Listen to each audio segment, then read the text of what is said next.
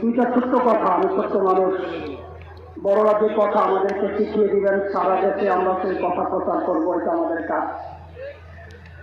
দুইটা কথা হচ্ছে, একটু আগেই আমাদের হযরতুল্লাহ আল্লাহ মুহিউদ্দিন রব্বানী হাফিজাহুল্লাহ একটা কথা বলেছে, এটা আমারও কথা। সবাই শুধু একটাই বলে, আজকে চাষিরা যারা, তারাও প্রশাসনের কাছে গিয়ে বলেছে তারা বৈষম্যের শিকার। আমি তো বলি বৈষম্যের শিকার আমরা সারা দেশের তাবলীগের সাথী কর্মী সব মিলিয়ে আমাদের পার্সেন্ট যদি হিসাব করা হয়, ওরা 5% না, 100 ভাগের 5 ভাগ। সেই হিসেবে আমি মনে করি ইজতেমার মাঠের বন্টন ওই রকমই হওয়া দরকার ছিল, যে ওরা ইজতেমার মাঠে যাবে 20 বছর পর একবার,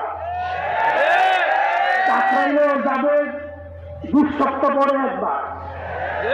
কিন্তু আমরা একটু সুযোগ দিয়ে দেখেছিলাম যে ওরা কি করে, দেখেছি না সমান সমান চায়। এটা এদেশের ভ্রষ্ট কিছু মানুষের একটা কথা, সমান অধিকার। ইসলাম কখনো সমান অধিকারকে সাপোর্ট করে নাই, ইসলাম সাপোর্ট করেছে ন্যায্য অধিকারে।